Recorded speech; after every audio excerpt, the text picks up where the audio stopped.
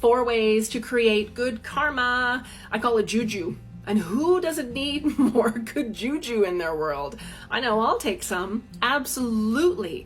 You see, whatever we focus on is where the energy is going, and that is going to build.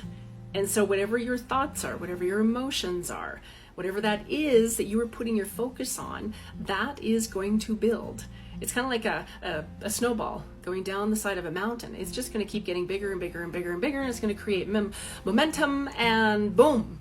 So do you want that to be something beautiful and positive, good karma, good juju, or do you want it to be anger and resentment and blame and sort of all those yucky emotions? You get to choose. So number 1 is forgive. And now forgiveness does not mean that we are condoning the behavior. What forgiveness does, it is releasing the energetic ties. You see, when we hold on to unforgiveness, we are still energetically tied to that person or to the event. And again, this does not mean that we are saying that what happened was okay. That isn't what we're saying. What we're saying is that when we are willing to forgive, even if we don't know how to completely forgive just yet, when we are willing to forgive, we are disconnecting all of those ties. And then it gives us a chance to just bring that energy back to us and help us to heal and in time be able to move forward. Number 2 is gratitude. Gratitude is the quickest way to raise your vibration. High vibes only. You see, when we have a nice high vibration, it makes it easier for us to connect with the spirit world.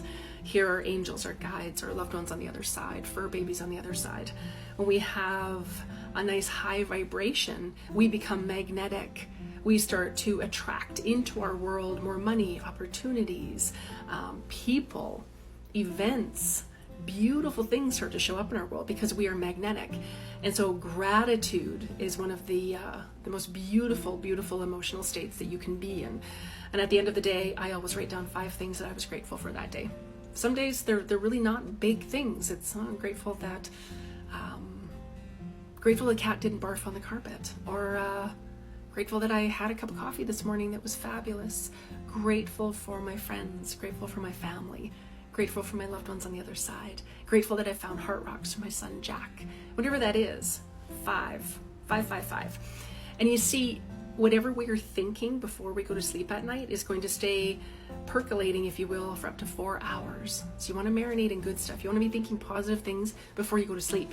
Number 3 is be mindful of your actions. Just be mindful, be present. What we have is here and now. We can't go back and change things. We can't jump into the future just yet and change things.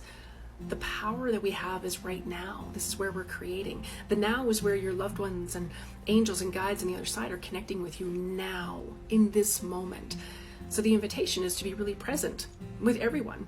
The cashier at the grocery store, the teachers at your children's school, your spouse, your partner, your friends. Really listen. When you ask someone, how are you doing? Sit back and listen. Actually listen and be present. And just be aware of how you're showing up for people. Are you brushing people off? Are you ghosting? Are you not responding? Are you ignoring people? Are you making plans and then canceling last minute? Are you showing up as the best version that you can? And this isn't judgment. This is just an invitation for you to step up and show up as the best version that you can. Because that'll make a complete 360 in your world, I promise you. Because other people will feel that, and they'll start to reflect that back to you. And it'll just create more beauty on the planet. We can always use more of that. And number 4 is be kind to yourself. Cheryl Richardson wrote a book titled The Art of Extreme Self-Care. It's a beautiful book. It's a beautiful book about filling our cup first, and then we have more to give. It's like the airplane analogy. If there's turbulence, you put your mask on first before you start helping someone else. Same thing goes here. If you were to speak to someone else the way that you talk to yourself, your inner dialogue, or when you make a mistake, they wouldn't stick around much longer. They wouldn't. So the invitation here is to just start to be aware, cognizant of what you are thinking about yourself. And the quickest way to do this is by doing mirror work. Anytime you pass a mirror, I want you to high five. Mel Robbins talks about that, and I love it. High five. I take it a step further, and I'll say, every time you see a mirror, I want you to see something that you love. Is it your teeth? Is it your smile? Is your hair on point? Do you love your glasses? Do you like the outfit you're wearing? See something that you love about yourself, and really make a concerted effort to be kind to yourself, because the world needs it. And the more that you are kind to you, other people are going to reflect that into your world as well. Because the more that we can give ourselves, the more that we have to give. Sending you all my love.